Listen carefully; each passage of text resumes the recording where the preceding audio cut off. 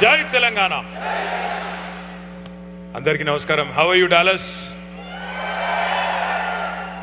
పేరు పేరున వేదికపైన ఆసీనులైన గౌరవనీయులైన శాసనసభ్యులు, గౌరవ శాసన మండలి సభ్యులు, గౌరవనీయులైన మాజీ మంత్రివర్యులు, గౌరవనీయులైన మరి వివిధ నియోజకవర్గాల బాధ్యులు, అట్లాగే ఈరోజు ఎన్ఆర్ఐ బీఆర్ఎస్ తరపున అదేవిధంగా డాలస్ ఏరియాలో ఉండే వివిధ తెలంగాణ మరియు తెలుగు అసోసియేషన్ల తరపున మరి గత 15-20 రోజులుగా కష్టపడి పనిచేసి ఈరోజు మిమ్మల్ని అందరినీ ఇక్కడికి చేర్చిన గౌరవనీయులైన మా ఎన్ఆర్ఐ బీఆర్ఎస్ సోదరులందరికీ పేరు పేరున మహేష్ బిగాల గారు, మహేష్ తన్నీరు గారు, ఇంకా వారితో ఉన్న మిగతా మిత్రులందరికీ, అదేవిధంగా వేదిక ముందు వేదిక పక్కన అన్ని వైపులా ఆసీనులైన మా ఆడబిడ్డలకి, అన్నాదమ్ములందరికీ పేరు పేరున హృదయపూర్వకంగా శిరస్సు వంచి మీ అందరికీ నమస్కారం తెలియజేస్తున్నా. జననీ జన్మభూమిశ్చ స్వర్గాదపి గరీయసి అంటారు. ఏ దేశమేగినా ఏ పీఠమెక్కినా పుట్టిన గడ్డ పేరు వినంగానే పులకింత కలుగుతుంది ఎవరికైనా. అందుకే జై తెలంగాణ నినాదం వినంగానే రోమాలు నిక్కబొడుచుకునే విధంగా మీరందరూ గర్జించినందుకు హృదయపూర్వకంగా మీకు ధన్యవాదాలు. ఇప్పటిదాకా తమ మాటతో పాటతో మిమ్మల్ని ఉర్రూతలూగించిన బాలకిషన్ గారు, గోరెడ్డి వెంకన్న గారు, ఇతర కళాకారులు, మధుప్రియ, ఇతర కళాకారులకు కూడా గట్టిగా ఒకసారి చప్పట్లతో వారికి అభినందనలు చెప్పాలని కోరుతా ఉన్నాం. మాతృభూమి మీద మమకారంతో ఈ కార్యక్రమానికి తరలి వచ్చిన ప్రతి ఒక్కరికి వందనం. అందరికీ ముందుగా తెలంగాణ రాష్ట్ర అవతరణ దినోత్సవ శుభాకాంక్షలు హృదయపూర్వకంగా తెలియజేస్తా ఉన్నా. పెద్దలు, మన రాష్ట్రంలో కానీ మన ఊళ్ళో కానీ నా కొడుకు అమెరికాలో ఉన్నాడు, నా బిడ్డ అమెరికాలో చదువుకుంటున్నది, నా బిడ్డ అమెరికాలో ఉద్యోగం చేస్తున్నది అని తల్లి, తెలంగాణ తల్లి కూడా గర్విస్తున్నది. తెలంగాణ మట్టి వాసనను మోసుకొచ్చి అగ్రరాజ్యంలో వెదజల్లుతున్న ప్రతిభావంతులు మీరు. ఖండాలు దాటొచ్చి తెలంగాణ జెండాలను రెపరెపలాడిస్తున్న మీ నైపుణ్యానికి, మీ విజ్ఞానానికి, మీ దక్షతకు వందనం. తెలంగాణ రత్నాలు మీరు, భారత జాతి ముద్దు బిడ్డలు మీరు, తెలుగు తేజాలు మీరు. మీరందరూ కూడా వృత్తి నిపుణులు ఉన్నారు, ఉద్యోగులు ఉన్నారు, వ్యాపారులుగా, పారిశ్రామికవేత్తలుగా తమ సత్తాను, సమర్థతను ప్రదర్శిస్తూ వేల మైళ్ళ దూరంలో ఈరోజు రాణిస్తూ భారత మాత ముద్దు బిడ్డలుగా, తెలంగాణ తెలివికి ప్రతీకలుగా నిలుస్తున్న మీ అందరికీ మళ్ళీ ఒక్కసారి హృదయపూర్వక శుభాకాంక్షలు. నాటి ఉద్యమ ప్రస్థానంలోనైనా, 10 ఏళ్ల ఉజ్వల ప్రస్థానంలోనైనా తెలంగాణ ఎన్ఆర్ఐలు పోషించిన పాత్ర మామూలు పాత్ర కాదు. మీరు పోషించింది అద్వితీయమైన పాత్ర. తెలంగాణ చరిత్రలో ఎప్పటికీ సువర్ణాక్షరాలతో లిఖించబడుతుంది. నా ముందు చాలామంది ఆడబిడ్డలు కూడా కనబడతా ఉన్నారు. పుట్టిన గడ్డకు దూరంగా ఉన్నా, వేలాది మైళ్ళు దూరంగా ఉన్నా మీరు ఎన్నడూ బతుకమ్మను మర్చిపోలేదు, బతుకునిచ్చిన తెలంగాణ తల్లిని కూడా మర్చిపోలేదు.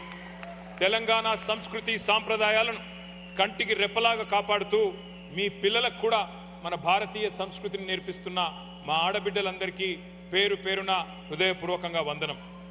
దశాబ్ది ఉత్సవాల నాడు తెలంగాణ గడ్డ మీద ఏ ఉత్సాహం అయితే కనిపించిందో డాలస్లో కూడా ఇవాళ అదే ఉత్సాహం కనబడతా ఉన్నది. మీరందరూ ఎన్ఆర్ఐ మిత్రులు కాబట్టి కొంతమందికి ఇక్కడ అమెరికన్ డ్రీమ్ గురించి, అదేవిధంగా మార్టిన్ లూథర్ కింగ్ గురించి కూడా గుర్తు చేయాల్సిన బాధ్యత నా మీద ఉన్నది. To stand here among families who have crossed oceans in pursuit of the American dream and to speak to you about another dream, a quieter, a rooted one, is a moment of deep emotion and purpose. Because tonight is not just a celebration, but a moment to recall the sacrifices of the martyrs, to acknowledge every individual who has risked everything against all odds for the cause called Telangana. 25 years ago, a dream was sown. It was the most unconditional dream. That dream walks among us in the form of development, pride, and identity called Telangana. And this isn't a geography that happened by chance.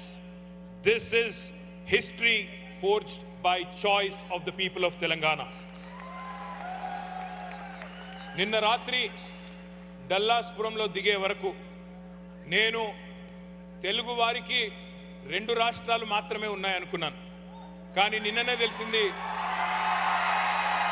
Texas రూపంలో, నిన్నటిదాకా 2 రాష్ట్రాలు అనుకున్నాను కానీ నిన్న ఎయిర్పోర్ట్లో అర్థమైంది మనకు 2 కాదు 3 రాష్ట్రాలు ఉన్నాయి టెక్సస్ రూపంలో అని.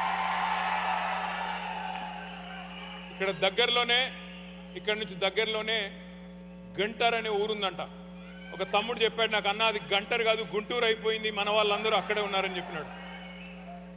ఇవాళ మీ అందరితో ఒక విషయం పంచుకోవాలి. బీఆర్ఎస్ రజతోత్సవ సంబరాలు అట్లాగే తెలంగాణ అవతరణ పండుగ చేసుకోవాలి అమెరికాలో అనుకున్నప్పుడు మరి అందరూ ఏకగ్రీవంగా మా ఎన్ఆర్ఐ మిత్రులు సూచించిన నగరం డాలస్. ఇవాళ ఇన్ని వేల మందిని ఇక్కడ చూస్తుంటే ఇప్పుడే నేను పెద్దలు జగదీశ్వర్ రెడ్డి గారికి గంగుల కమలాకర్ గారికి చెప్తా ఉన్నా, ఇన్ని వేల మందిని ఇక్కడ చూస్తుంటే ఈ ప్రాంగణం లోపలికి వచ్చిన తర్వాత మాకు అమెరికాలో ఉన్నట్టు లేదు, హైదరాబాద్లో ఎక్కడో ఉన్నట్టున్న తప్ప అమెరికాలో ఉన్నట్టు మాత్రం ఎంత మాత్రం లేదు. అట్లాగే ఈరోజు కొత్తగా రాష్ట్రం ఏర్పడ్డ తర్వాత జరిగిన కొన్ని సందర్భాలు కూడా నాకు గుర్తొస్తా ఉన్నాయి. రాష్ట్రం ఏర్పడ్డ కొత్తలో 2015వ సంవత్సరంలో ఇదే డాలస్లో మేము ఆనాడు ఒక పెద్ద డెలిగేషన్ తీసుకొని, ఒక పెద్ద బృందాన్ని తీసుకొని పెట్టుబడుల వేటలో అమెరికా అంతా తిరుగుతూ 2 వారాల్లో 7 నగరాలు చుట్టేస్తూ డాలస్ కూడా వచ్చినాం. అప్పుడప్పుడే ఏర్పాటైంది రాష్ట్రం. ఎన్నో బాలారిష్టాలు, ఎన్నో సవాళ్ళు, కానీ భవిష్యత్తు మీద కొండంత ఆశతో మీ అందరి మీద గుండె నిండా నమ్మకంతో ఇక్కడికి వచ్చినాం. నేను ఒక్కసారి ఈరోజు 10 ఏళ్ల తర్వాత తిరిగి డాలస్ వస్తుంటే ఆ రోజు ఏం మాట్లాడినో నేను యూట్యూబ్లో చూసుకున్నా. తిరిగి చూసుకుంటే నిజంగా చాలా సంతోషం అనిపించింది. ఎందుకంటే ఆనాడు ఆత్మవిశ్వాసంతో, భవిష్యత్తు మీద ఒక నమ్మకంతో తెలంగాణ తరపున కేసీఆర్ గారి దూతలుగా మేము చెప్పిన మాటలు, చేసిన వాగ్దానాలు నెరవేర్చడమే కాకుండా చెప్పనివి కూడా ఎన్నో చేసి చూపెట్టినందుకు గర్వంగా అనిపించింది. మీ అందరి ఆశీర్వాదం భవిష్యత్తులో కూడా ఉంటుంది అనే విశ్వాసం కూడా కలిగింది. జీవితంలో కళలు చాలామంది కంటారు, కానీ కొందరే సాకారం చేసుకుంటారు. అమెరికాలో ఇక్కడ మీ అందరికీ తెలుసు ది గ్రేట్ అమెరికన్ డ్రీమ్ అంటారు. ఏమీ లేకపోయినా తమ మీద ఒక విశ్వాసంతో, తమ మీద ఒక నమ్మకంతో, ఆత్మవిశ్వాసంతో, గుండె నిండా నిబ్బరంతో, మరి జేబులో రూపాయి లేకపోయినా, జేబులో డాలర్ లేకపోయినా మరి తమ నమ్మకాన్నే పెట్టుబడిగా మలిచి స్వశక్తితో పైకి ఎదగడాన్నే అమెరికన్ డ్రీమ్ అంటారు. మరి ఇక్కడ ఉన్న ప్రతి ఒక్కరు కూడా మీరు మధ్యతరగతి కుటుంబాల నుండి లేదా దిగువ మధ్యతరగతి కుటుంబాల నుండి భారతదేశం నుండి ఇక్కడికి వచ్చి ఇవాళ బ్రహ్మాండంగా your all living your American dream, your all achievers. అట్లాగే మరి మీరు కలలు కన్నట్టుగానే మీరు ఎట్లా అయితే ఒక స్వప్నం చూశారో 2001వ సంవత్సరంలో ఒక బక్కపలుచని మనిషి ఒక కలగన్నాడు. ఆ కళ తన కోసం కాదు, 4 కోట్ల మంది తన ప్రజల కోసం కన్నాడు. దేశ స్వాతంత్రం కోసం పోరాడిన మహాత్ముడి స్ఫూర్తిగా, అదేవిధంగా బోధించు, సమీకరించు, పోరాడు అని చెప్పిన డాక్టర్ బాబాసాహెబ్ అంబేద్కర్ స్ఫూర్తిగా, ఐ హ్యావ్ ఎ డ్రీమ్ అని గర్జించిన మార్టిన్ లూథర్ కింగ్ స్ఫూర్తిగా ఆనాడు చిమ్మ చీకట్లలో ఒకే ఒక్కడుగా బయలుదేరి ఉద్యమ బాట నుండి నేను తప్పుకుంటే నన్ను రాళ్లతో కొట్టి చంపండి అను పిలుపునిచ్చిన ఒక నాయకుడు కేసీఆర్. శూన్యం నుండి సునామీ సృష్టించి 14 ఏళ్లలో తెలంగాణ మిషన్ ఇంపాసిబుల్ అనే పరిస్థితి నుండి ఎట్లా కాదు పాసిబుల్ అనే పరిస్థితి చేసి చివరికి ఢిల్లీ మెడలు వంచి తెలంగాణ తెచ్చిన నాయకుడు కేసీఆర్. ఆనాడు కేసీఆర్ గారి పిలుపు మేరకు సకల జనులు ఏకమై అపూర్వ పోరాట సన్నివేశాలను ఆవిష్కరించి స్వరాష్ట్రాన్ని సాధించుకున్నాం. ఆ ఉద్యమంలో ప్రవాస తెలంగాణ బిడ్డలు, వివిధ సంఘాలు కదం దొక్కారు. వివిధ నగరాల్లో, వివిధ దేశాల్లో, విదేశీ గడ్డ మీద కూడా జై తెలంగాణ నినాదాన్ని వినిపించారు, మారుమోగించారు పోరాటాన్ని. మీ పోరాట స్ఫూర్తిని మళ్ళీ ఒకసారి గుర్తు చేసుకుంటూ మీకు వందనాలు.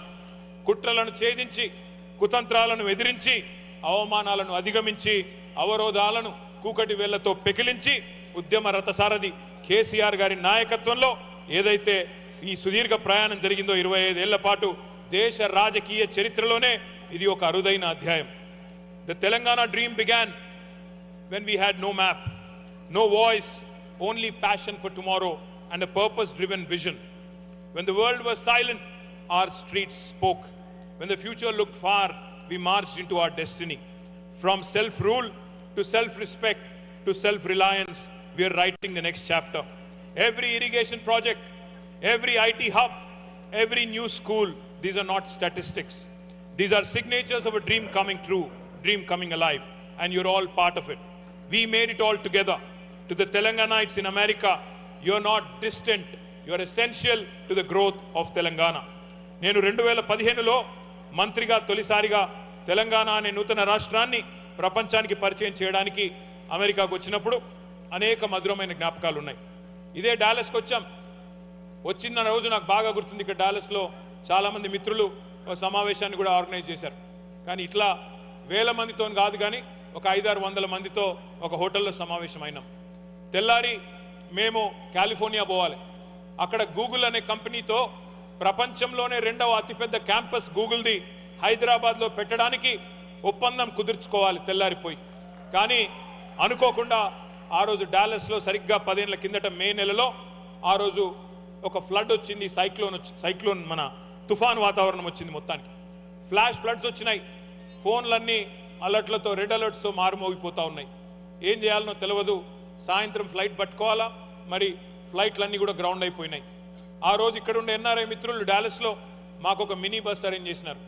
ఇక్కడ నుంచి 3 గంటల పాటు ప్రయాణం చేసి ఆస్టిన్ పోయి, ఆస్టిన్ నుంచి ఒక రెడ్ ఐ ఫ్లైట్ తెల్లారి 4:30 గంటలకు పట్టుకొని కాలిఫోర్నియా పోయి అక్కడ ఆ రోజు మరి భయంకరమైన తుఫానులో డాలస్ నుండి ఆస్టిన్ దాకా ఏ ప్రయాణం అయితే చేసి చివరికి కాలిఫోర్నియా చేరుకుని గూగుల్తో ఒప్పందం కుదుర్చుకున్నామో నాకు ఇంకా బాగా గుర్తుంది.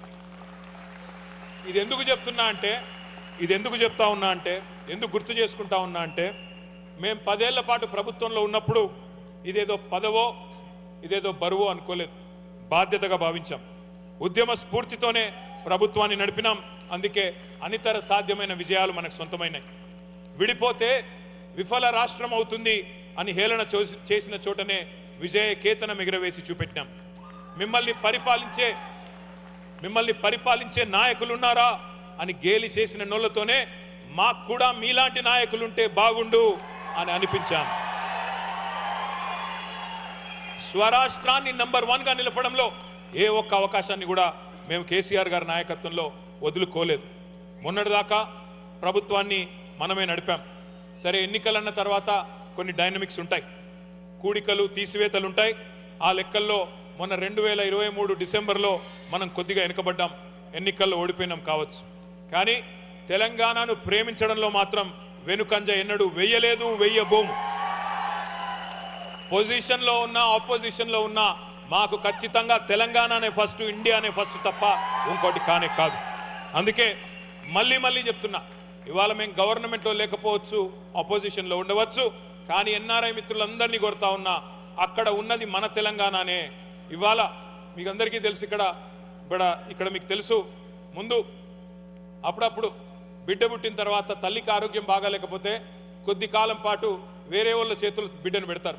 ఇవాళ జరుగుతున్నది కూడా అంతే. మళ్ళీ 3 ఏళ్లలో తిరిగి మళ్ళీ బిడ్డ తల్లి దగ్గరికే చేరుతుంది, తెలంగాణ తల్లి దగ్గరికే చేరుతుంది. తిరిగి కేసీఆర్ గారే ముఖ్యమంత్రిగా 3 ఏళ్లలో మళ్ళీ తప్పకుండా వస్తారు.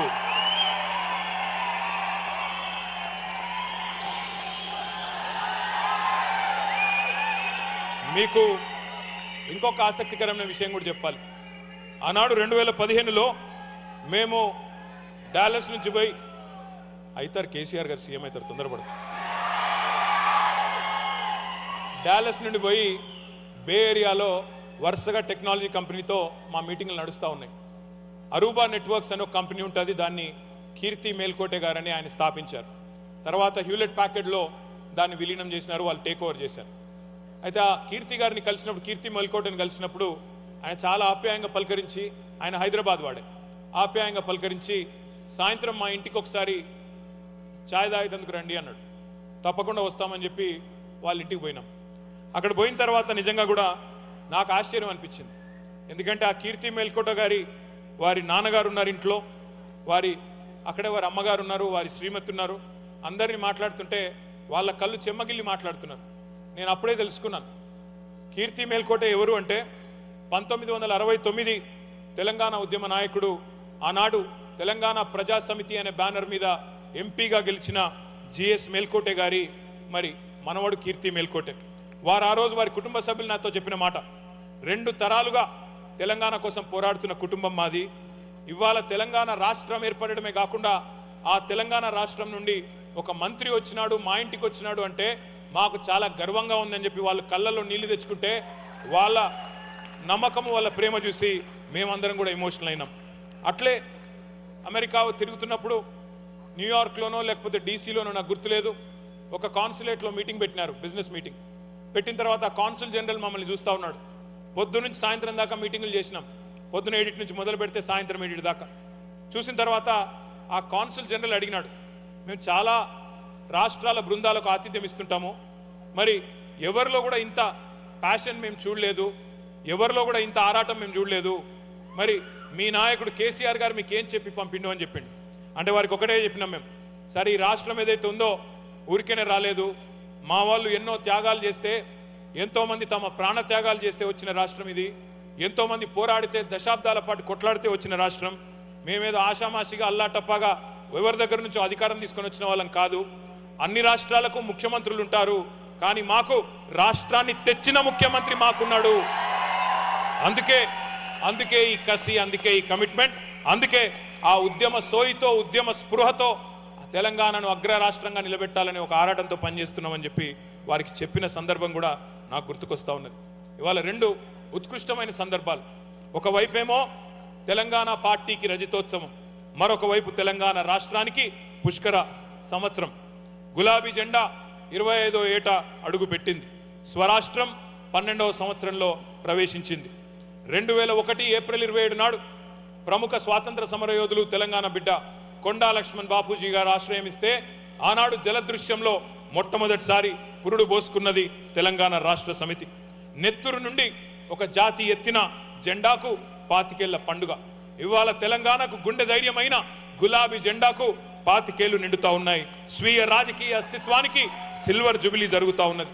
ఒక యోధుడు, ఒక ధీరుడు, ఒక వీరుడు వేసిన ఒక్క అడుగుతో జలదృశ్యంలో మొదలైన జర్నీ 2.5 దశాబ్దాల మైలురాయిని అందుకున్న అపురూప దృశ్యం ఇవాళ అమెరికాలో వేలాది మంది సమక్షంలో ఆవిష్కరించబడుతున్న ఒక అరుదైన సందర్భం.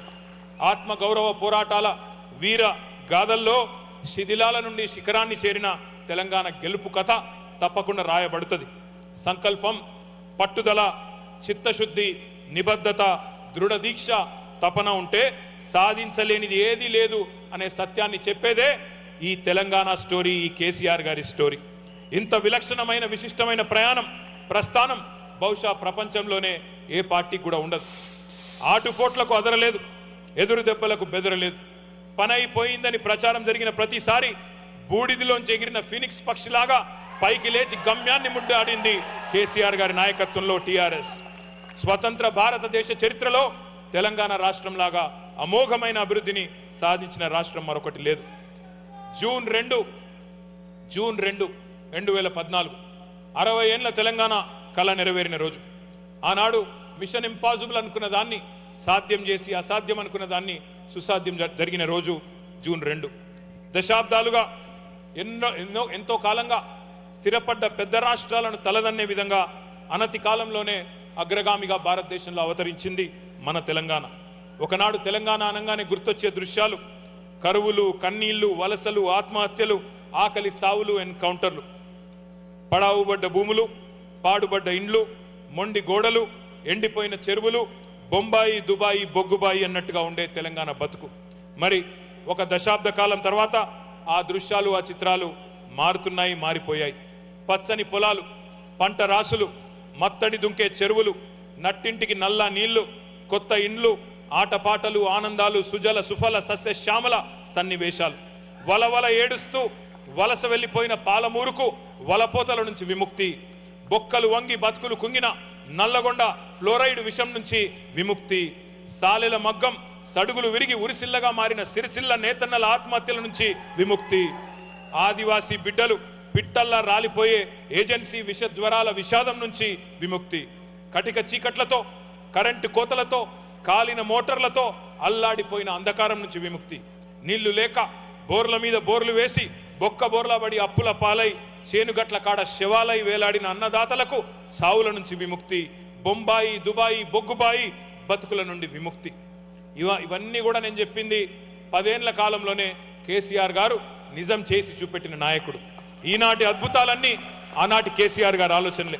తెలంగాణ వస్తుందా రాదా అనే చర్చలు టీవీల్లో జరుగుతున్నప్పుడు కేసీఆర్ గారు మేమందరం కూర్చునే ప్రతి సందర్భంలో తెలంగాణ వస్తుందా రాదా అని మాట్లాడేటోడు కాదు. తెలంగాణ వచ్చినాక ఏం చేద్దాం, తెలంగాణ వచ్చిన తర్వాత ఏం మొదలు పెడదాం అని అనుక్షణం తపనబడ్డ నాయకుడు కేసీఆర్. కేసీఆర్ గారి కలలు, కల్పనలు, ఊహలు, ఆలోచనలు కొంతమందికి అతిశయంగా అనిపించేవి. కానీ ప్రతి మనిషికి ఒక కల్పన కావాలి, ఒక ఇమాజినేషన్ ఉండాలి, విజువలైజ్ చేయాలి, ఫ్యూచర్ని ముందే అర్థవంతంగా ఆవిష్కరించాలని కేసీఆర్ గారు ఎప్పుడు చెప్తూ ఉంటారు. ఉద్యమ సందర్భంలోనే రేపటి తెలంగాణ రూపాన్ని కలర్ఫుల్గా కల్పన చేసిన నాయకుడు, దార్శనికుడు కేసీఆర్ గారు. తెలంగాణ రాష్ట్రంగా ఏర్పడితే సర్ప్లస్ స్టేట్ అవుతుంది, ధనిక రాష్ట్రం అవుతుంది అని కేసీఆర్ గారు ఉద్యమ టైంలోనే బలంగా వాదించారు. కేసీఆర్ గారి వాక్కు నిజమైంది. తెలంగాణ సిరి సంపదలతో తులతూగింది, ఆర్థిక సౌష్ఠవంతో సౌభాగ్యంతో అలరారింది, లక్షల కోట్ల సంపదను సృష్టించింది. దేశ చిత్రపటంలోనే ఒక రాష్ట్రం దేశాన్ని సాకే 5-6 రాష్ట్రాలలో ఒకటిగా అవతరించిన వండర్ జరిగింది కేవలం 10 ఏళ్లలో.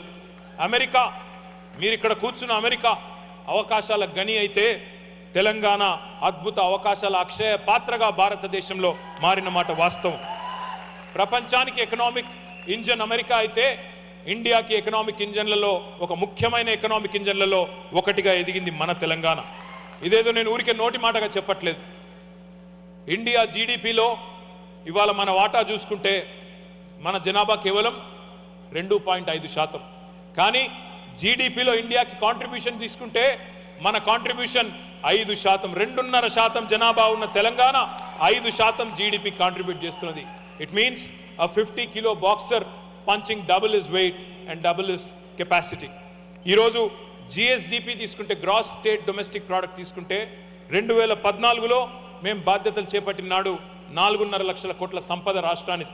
కానీ మేము 2023-24లో మేము పదవి నుంచి దిగినాడు ఆ రోజు రాష్ట్ర సంపద 4,51,000 కోట్ల నుండి 15 లక్షల కోట్లకు పెరిగిన మాట నేను మీకు గుర్తు చేస్తా ఉన్నా.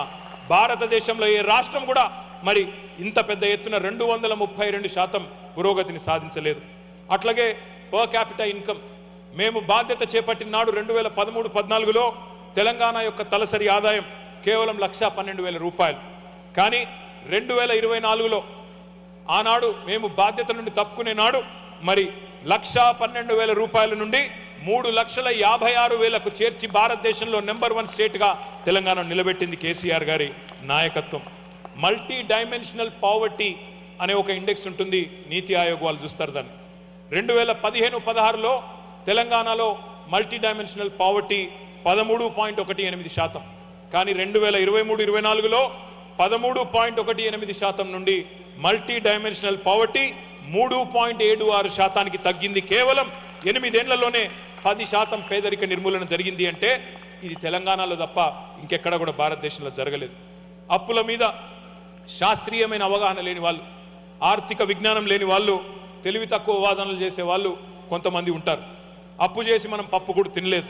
అప్పు చేసి ఆర్థిక చక్రాన్ని తిప్పి ఆదాయాన్ని పోగు చేసి ఈ రాష్ట్రానికి, రాష్ట్రంలోని పేదలకు, రాష్ట్రంలోని ప్రజలకు సంపద సృష్టించాం.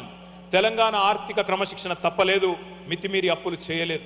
కేంద్ర ప్రభుత్వమే చెప్తున్నది అప్పుల్లో 28 రాష్ట్రాల్లో మనది 24వ ర్యాంక్. అంటే పైనుంచి 24 కింది నుంచి 6వ ర్యాంకు. బ్రహ్మాండమైన ఆర్థిక క్రమశిక్షణ మనకున్నది. కానీ ఇవాళ కొంతమంది తప్పుడు మాటలు మాట్లాడుతూ ఉన్నారు. కానీ మనం ఎన్నడూ కూడా చీకట్లో బాణం వేసే పని చేయలేదు, చేయకూడని అప్పు చేయలేదు, చేయకూడని తప్పు అంతకంటే చేయలేదు. మూస పద్ధతుల్లో ముందుకెళ్ళలేదు. అవుట్ ఆఫ్ ద బాక్స్ ఆలోచనలతో, వినూత్నమైన ఆవిష్కరణలతో, పాలసీ డిస్రప్షన్తో విప్లవాలను సృష్టించాం. మాంద్యం ముసురుకున్న కాలంలోనూ, పెద్ద నోట్లు రద్దయినా కూడా, కరోనా లాంటి ఇబ్బంది వచ్చినా కూడా తెలంగాణను ఆర్థిక రంగంలో ముందుకు తీసుకొని పోయినాం. కేసీఆర్ గారు ఆయన ఒక మాట ఇస్తే మరి నెరవేర్చి తీరుతారనే విశ్వాసం తెలంగాణ ప్రజల్లో ఉంది. కేసీఆర్ అంటేనే విశ్వాసానికి చిరునామా. ఆయన నినాదం ఇస్తే అది సంచలనం, ఆయన విధానాన్ని ప్రకటిస్తే అదొక విప్లవం. ఉద్యమ బాటలో ఆనాడు నేను ఉద్యమ బాట వీడితే నన్ను రాళ్లతో కొట్టి చంపండి అని చెప్పినా, లేదా నిరాహార దీక్ష కూర్చున్నప్పుడు కేసీఆర్ చచ్చుడో తెలంగాణ వచ్చుడో అని చెప్పినా, లేదా ఆంధ్రప్రదేశ్ రాష్ట్రం నుండి నేను ఢిల్లీకి పోతున్నా మళ్ళీ తిరిగి తెలంగాణ గడ్డ మీదనే కాలు పెడతానని చెప్పినా, అది కేసీఆర్ గారి యొక్క ఆత్మవిశ్వాసానికి, ఆయన మీద ఉన్న నమ్మకానికి, ప్రజల మీద ఉన్న నమ్మకానికి ఒక నిదర్శనం.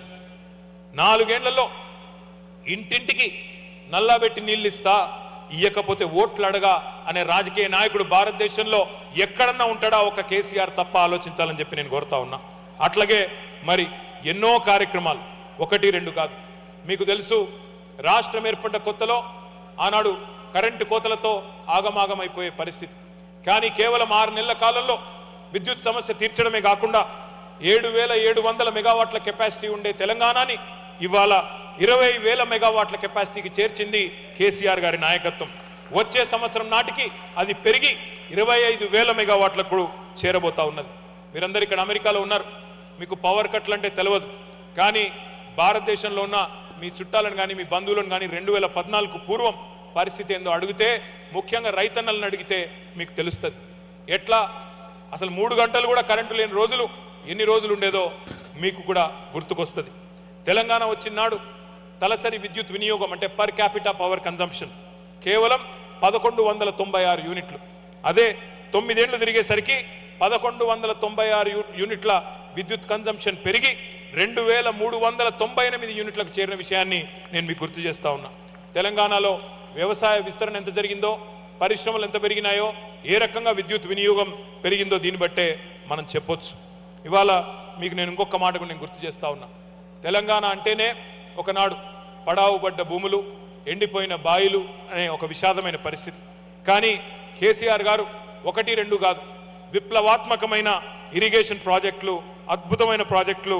మరి సర్కారు తుమ్మలు మొలిచిన కాకతీయ కాలువలో ఆగకుండా 6 నెలలు నీళ్లు పారినాయి అంటే, ఇప్పుడు అన్న చెప్పిన గోరేటెంకన్న చెప్పిన తుంగతుర్తి, సూర్యాపేట, కోదాడ, అదేవిధంగా డోర్నకల్లు, మహబూబాబాద్ ప్రాంతాలకు కూడా నీళ్లు వచ్చినాయి అంటే దానికి కారణం ప్రపంచంలోనే అతి పెద్దదైన లిఫ్ట్ ఇరిగేషన్ ప్రాజెక్టు కాళేశ్వరం అనే మాట నేను గుర్తు చేస్తా ఉన్నా.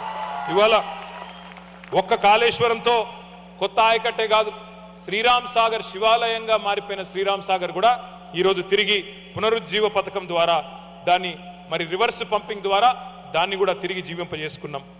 మీరందరూ వినే ఉంటారు చైనాలో 3 గార్జెస్ డ్యామ్ గురించి. 3 గార్జెస్ డ్యామ్ కట్టడానికి చైనా వాళ్ళకి 16 సంవత్సరాలు పట్టింది.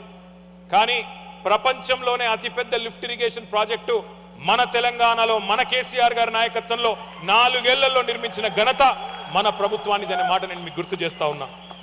ఇది ఎందుకు చెప్తా ఉన్నా అంటే, కొంతమంది మూర్ఖులు తెలిసి తెలియక మాట్లాడుతున్నారు. కాళేశ్వరం కూలేశ్వరం అయిపోయిందని మాట్లాడుతున్నారు.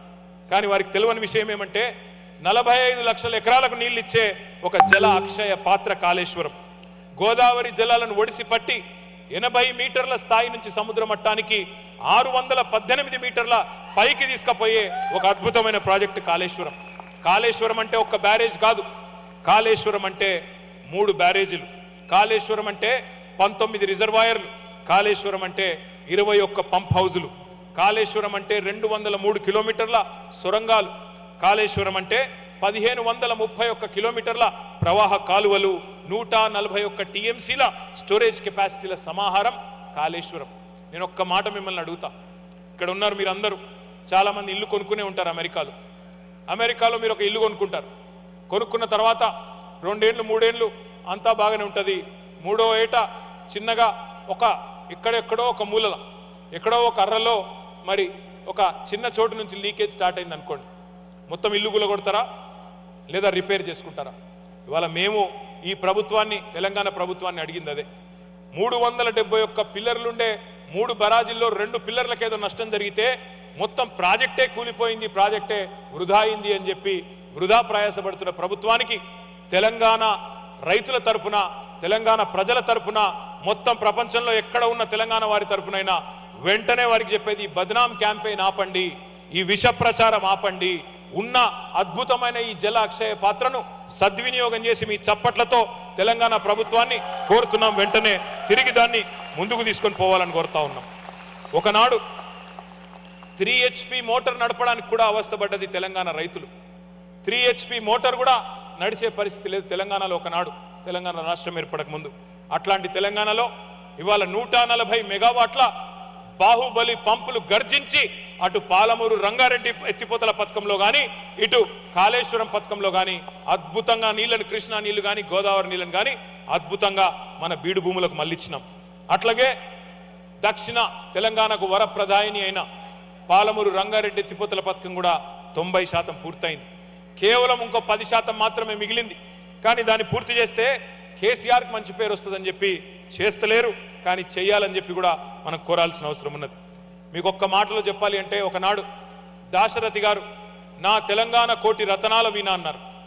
కేసీఆర్ గారు నా తెలంగాణ కోటి రతనాల వీణ మాత్రమే కాదు, కోటి ఎకరాల మాగాణ అని చెప్పి 2014-15లో గ్రాస్ ఇరిగేటెడ్ ఏరియా 62 లక్షల ఎకరాలు మాత్రమే ఉంటే 2023 నాటికి 1,60,00,000 ఎకరాలకు తీసుకొని పోయి 1,00,00,000 ఎకరాలు మరి కొత్త ఆయకట్టు తెచ్చింది కేసీఆర్ గారి నాయకత్వం. ఈ మొత్తం భారతదేశ చరిత్రలో 78 ఏళ్లలో ఏ రాష్ట్రం కూడా సాధించని ఘనత ఇది. ఇంత పెద్ద ఎత్తున వ్యవసాయ విస్తరణ, ఇంత పెద్ద ఎత్తున గ్రాస్ ఇరిగేటెడ్ ఏరియా పెరగడం ఎక్కడ కూడా ఈ దేశంలో ఇదివరకు జరగలేదు. అట్లాగే 2015లో 2 పంటల కలిపి సాగు విస్తీర్ణం ఆనాడు 1,31,00,000 ఎకరాలు, 2 పంటలు, యాసంగి వానాకాలం పంట కలిపి. అదే 2023 నాటికి 2 పంటలు కలిపి 2,29,00,000 ఎకరాలకు నీళ్లందించి పంజాబ్ను తలదన్ని, హర్యానాను తలదన్ని వరి ధాన్యం ఉత్పత్తిలో భారతదేశంలో నెంబర్ 1గా నిలిచింది మన తెలంగాణ అనే మాటను మీకు గుర్తు చేస్తా ఉన్నా. రైతు బంధు గురించి నేను మీకు గుర్తు చేయాల్సిన అవసరం లేదు. 11 దఫాలుగా 73,000 కోట్ల రూపాయలు, ప్రపంచంలోనే largest DBT, largest direct benefit transfer scheme Rythu Bandhu, 73,000 కోట్ల రూపాయలు. మీ భాషలో చెప్పాలి అంటే దాదాపుగా $7+ బిలియన్, $7.5 బిలియన్ మరి ఇవాళ రైతుల ఖాతాల్లో వేసిన ఒకే ఒక్క నాయకుడు కేసీఆర్ గారు. అట్లాగే వ్యవసాయ విస్తరణ జరిగింది. మీ అందరికీ తెలుసు, 2014లో భూముల విలువ ఒక్కొక్క చోట ఒక్కొక్కలాగా ఉన్నప్పటికీ యావరేజ్గా 5-10 లక్షలు ఉన్నది కూడా 10 రెట్లు పెరిగిన పరిస్థితి. తెలంగాణలో చాలా మంది సంపద పెరిగింది. NRIలు కూడా చాలా మంది, మీరు కూడా అక్కడ పెట్టుబడి పెట్టిన వాళ్ళు ఉన్నారు. చాలా మంది భూములు కొన్నారు, భూముల మీద పెట్టుబడి పెట్టారు. సంపద ఎంత పెరిగిందో నాకంటే బాగా మీకే తెలుసు. ఒకనాడు బతుకు తెరువు కోసం వలసలు పోయిన తెలంగాణ బిడ్డలు ఇవాళ కొత్త దృశ్యం కనబడతా ఉన్నది. మన తెలంగాణ పల్లెల్లో ఇవాళ బీహార్ నుంచి, జార్ఖండ్ నుంచి, ఒడిస్సా నుంచి, ఇతర రాష్ట్రాల నుంచి, పక్క రాష్ట్రాల నుంచి కూలీలు వచ్చి మన పొలాల్లో పనిచేసే పరిస్థితి వచ్చింది. నిజంగా చెప్పాలి అంటే కేవలం పల్లెలు మాత్రమే కాదు, పట్నం కూడా మారింది. పల్లెల్లో హార్వెస్టర్ల సందడి, పట్నంలో సిటీల్లో ఇన్వెస్టర్ల సందడి. గ్రామాల్లో మడి పచ్చగా కలకల్లాడుతుంటే నగరాల్లో పెట్టుబడి కూడా తలతలలాడింది. తెలంగాణ పల్లెలు ప్రగతి మల్లెలై విరబూస్తుంటే పట్టణాలు అభివృద్ధి కేంద్రాలుగా ముందుకు పోయినాయి. తెలంగాణలోని ప్రతి పల్లెలో ఒక ట్రాక్టరు, ట్రాలీ, ఒక డంపింగ్ యార్డు, ఒక వైకుంఠ ధామం, ఒక పల్లె ప్రకృతి వనం, ఇవన్నీ కూడా 10 ఏళ్లలోనే సాక్షాత్కరించినాయి. కేంద్రం అవార్డులు ఇస్తుంది ప్రతి సంవత్సరం పంచాయతీరాజ్ దినోత్సవం నాడు. 3% కంటే తక్కువ జనాభా ఉండే తెలంగాణ 30% అవార్డులు ప్రతి సంవత్సరం గెలుస్తున్నది అద్భుతమైన పల్లెలకు అంటే ఇది అచీవ్మెంట్ కాదా అని నేను అడుగుతా ఉన్నా. తెలంగాణ పారిశ్రామిక విధానం గురించి అయితే నేను మీకు చెప్పాల్సిన అవసరం లేదు. రెడ్ టేప్ తీసేశాం, రెడ్ కార్పెట్ వెల్కమ్ చెప్పినాం. దేశమే కాదు ప్రపంచమే ఆశ్చర్యపోయే విధమైన ఒక పాలసీ TS ఐపాస్.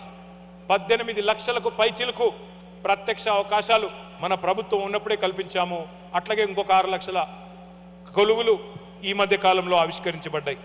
అట్లాగే 27,000కు పైచిలకు పరిశ్రమలకు TS ఐపాస్ ద్వారా మనం అనుమతులు ఇచ్చుకున్నాం. ఈజ్ ఆఫ్ డూయింగ్ బిజినెస్లో కూడా అగ్రభాగాన ఉన్నాం. మీ అందరికీ తెలుసు, గూగుల్ కానీ, మైక్రోసాఫ్ట్ కానీ, అమెజాన్ కానీ, అట్లాగే మెటా కానీ, అట్లాగే మరి ఊబర్ కానీ, సేల్స్ ఫోర్స్ కానీ, యాపిల్ కానీ, ఈ అన్ని కంపెనీల 2వ అతిపెద్ద క్యాంపస్ ప్రపంచంలో మన హైదరాబాద్కు గత 10 ఏళ్లలోనే తెచ్చుకున్న మాట నేను మీకు గుర్తు చేస్తా ఉన్నా. గ్లోబల్ కేపబిలిటీ సెంటర్స్ పెరిగినాయి హైదరాబాద్లో.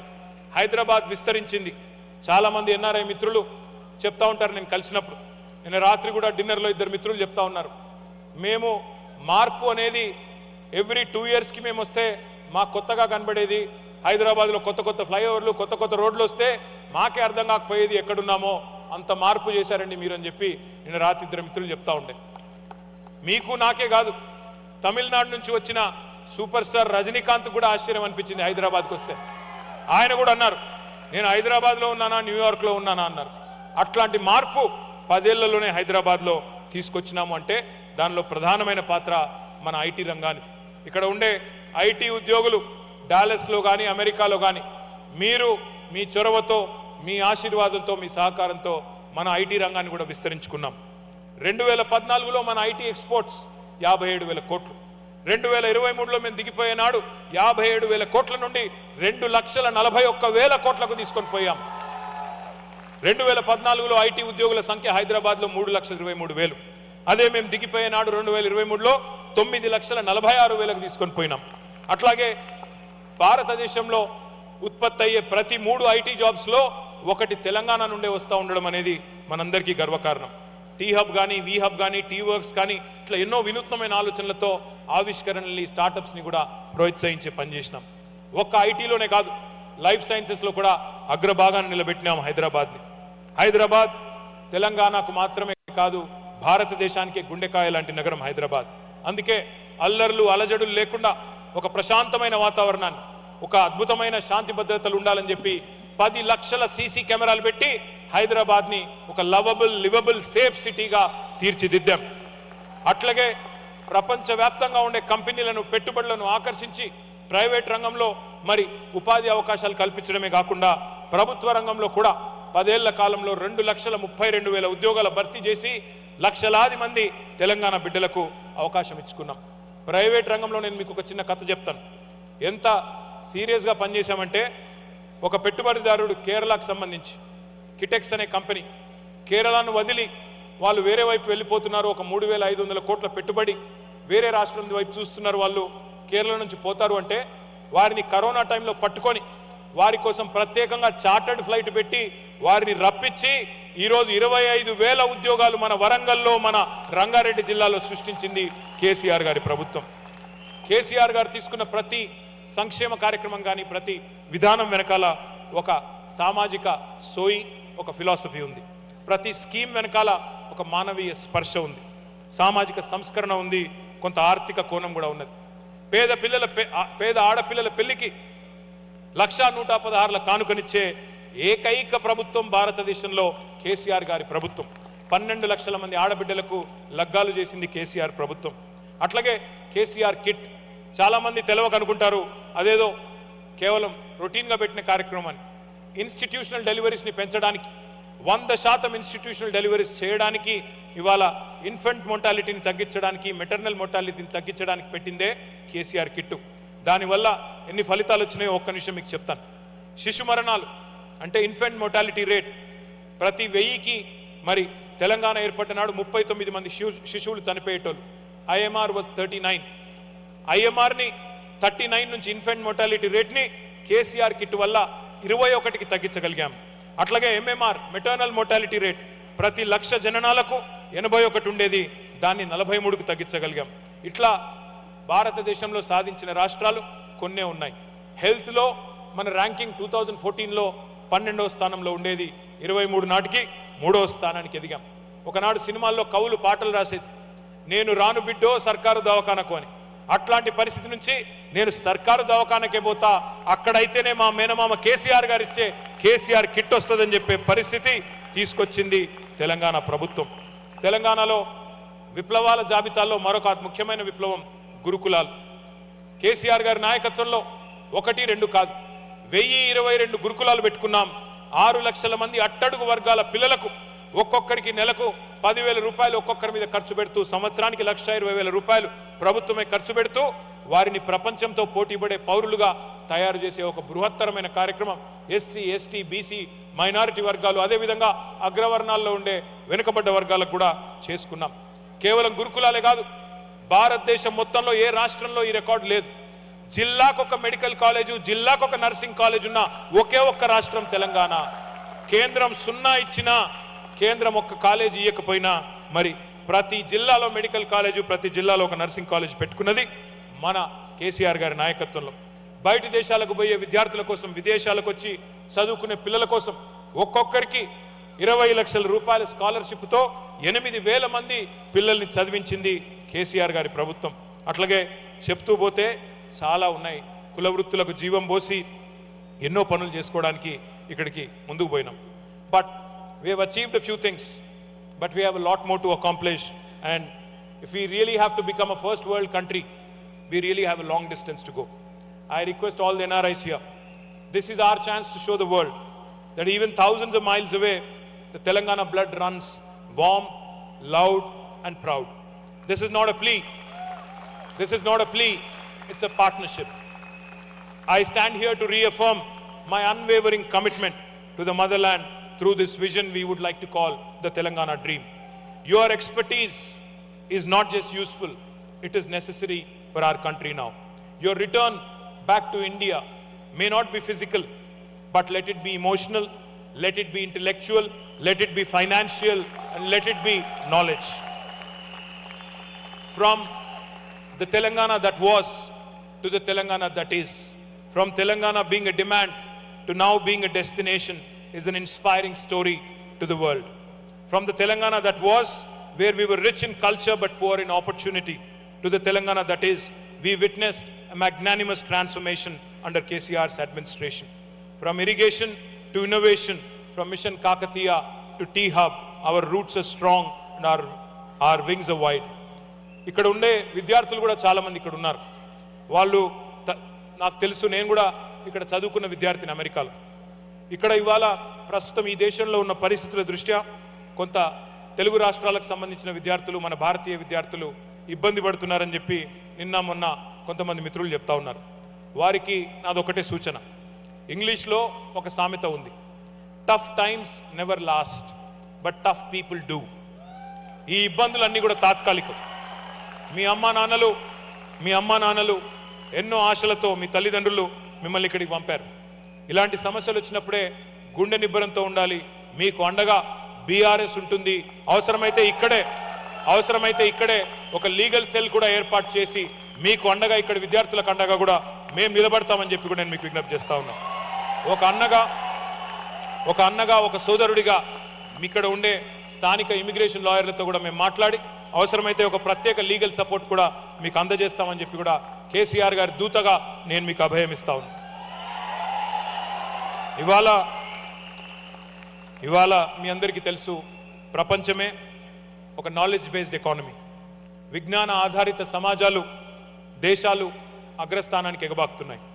ఇన్నోవేషన్, టెక్నాలజీ, నూతన ఆవిష్కరణలు దేశాల మనుగడకు, వ్యక్తుల మనుగడకు, సంస్థ మనుగడకు కీలకంగా మారినాయి. క్వెస్ట్ ఫర్ ఎక్సలెన్స్, నిరంతర విజ్ఞాన అన్వేషణ కొనసాగుతూనే ఉంటుంది. Quest for excellence is incessant. శతాబ్ద కాలంలో జరిగే మార్పులు గతంలో ఇప్పుడు దశాబ్ద కాలంలోనే జరిగిపోతున్నాయి. ఎన్నో మార్పులు ఏడాదిలోనే జరిగిపోతూ ఉన్నాయి. చాలామంది మీరు డెవాప్స్ జాబ్స్ పోతాయి, ప్రోగ్రామింగ్ జాబ్స్ పోతాయి ఏఐ రెవల్యూషన్ వల్ల అనే ఆందోళన కూడా మీలో ఉన్నది. కృత్రిమ మేధస్సు ఏఐ ప్రపంచాన్ని ఊపేస్తున్నది. మార్పు జరిగిన ప్రతిసారి భయము, ఆందోళన సహజం. అందరం మనుషులమే. తట్టుకోగలమా, నెట్టుకు రాగలమా అనే సందేహాలు వస్తూనే ఉంటాయి. కానీ మార్పు అనివార్యం. Change is the only constant. ఆ మార్పుల్లో మనం మనుగడ సాధించాలి అంటే మార్పుకు అలవాటు పడాలి, మార్పును ఆస్వాదించాలి. చార్ల్స్ డార్విన్ చెప్పింది కూడా ఇదే. It is not the strongest of the species that survive, not the most intelligent that survives, it is the one that is most adaptable to change. ఎవరైతే మార్పును ఆస్వాదిస్తారో, మార్పును స్వీకరిస్తారో, మార్పును స్వాగతిస్తారో వారు మాత్రమే సర్వైవ్ అవుతారు. మనకు తెలివి ఎక్కువ ఉందా లేక మనకు ఎక్కువ సంపద ఉందా అన్నది కాదు, ఎవరైతే జరుగుతున్న మార్పును, సామాజిక మార్పును స్వాగతిస్తారు అని. The only way to survive in today's world is to constantly skill, up skill and reskill. మనం స్టాగ్నేట్ అయిపోతే అవకాశాలు ఉండవు. ముఖ్యంగా అమెరికాలో మీకు తెలుసు, నాకంటే బాగా మీకు తెలుసు, నేను పరిశ్రమను వదిలిపెట్టి 20 ఏళ్ళు దాటిపోయింది, నాకంటే బాగా మీకు తెలుసు ప్రస్తుతం ఉన్న పరిస్థితులు. కానీ మీకు ఎదురయ్యే ప్రతి సవాల్ని, ప్రతి సాంకేతిక సవాల్ని కూడా మీరు స్వీకరించి సమర్థతను నిరూపించుకుంటారని నాకు తెలుసు. దానికి మీకు తెలంగాణ కథ, తెలంగాణ విజయగాథ మీకు స్ఫూర్తినిస్తుంది. కేసీఆర్ గారి 14 ఏళ్ల పోరాటం కూడా మీకు స్ఫూర్తినిస్తుందని చెప్పి కూడా నేను నమ్ముతా ఉన్నాను. తెలంగాణ ముద్దుబిడ్డ, మాజీ ప్రధానమంత్రి, తెలుగు బిడ్డ, తెలుగు టీవీ పివి నరసింహారావు గారు ఒక మార్పును ఆహ్వానించి భారతదేశం దిశా దశను మార్చేసినారు. సంస్కరణలకు ఆద్యుడై ప్రపంచీకరణకు తలుపులు తెరిచి భారతదేశ ఆలోచన సరళిని కూడా మార్చేసిండు. మన భారతీయులు, మన తెలుగువారు ఈరోజు గ్లోబల్ కంపెనీలకు సారథులై గొప్పగా రాణిస్తూ ఉన్నారు. మీరు మీ వృత్తుల్లో, మీ ఉద్యోగాల్లో, మీ వ్యాపారాల్లో మరింత ఎత్తుకు ఎదగాలని మనస్ఫూర్తిగా కోరుతా ఉన్నాం. ప్రపంచమంతా మీరు విస్తరించండి, మన మేధస్సు గొప్పతనం చాటుతూనే ఉండండి. కర్మభూమి మీద కార్యదక్షులై వర్ధిల్లండి, కానీ జన్మభూమి రుణం కూడా తీర్చుకోండి. తెలంగాణలో పెట్టుబడులు పెట్టండి. బీఆర్ఎస్ పార్టీ మీకు ఎప్పుడూ అండగా ఉంటుంది. ఖచ్చితంగా విదేశాల్లో ఉన్న ప్రవాస తెలంగాణీయుల సంక్షేమం గురించి కృషి చేస్తూనే ఉంటుంది. తెలంగాణ నుంచి టెక్సస్ దాకా, హైదరాబాద్ నుంచి హ్యూస్టన్ దాకా, ఒక్క మాటలో చెప్పాలి అంటే సిరిసిల్ల నుంచి సిలికాన్ వ్యాలీ దాకా మనందరి గుండె చప్పుడు ఒకటే, జై తెలంగాణ. రాష్ట్రంలో ఉంటే మనమంతా తెలంగాణ వాళ్ళం. రాష్ట్రం సరిహద్దు దాటితే మనమంతా తెలుగు వాళ్ళం.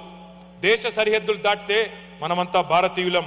ప్రతి అస్తిత్వం కూడా మనందరికీ గర్వకారణం. ఈ సందర్భంగా దేశ రక్షణ కోసం కూడా మన పహల్గామ్లో జరిగిన దుర్మార్గమైన ఘటన తర్వాత మన దేశాన్ని కంటికి రెప్పలాగా కాపాడుతున్న మన సైనికులందరికీ ఒక్కసారి గట్టిగా చప్పట్లతో మనందరం కూడా అభినందనలు చెబుదాం.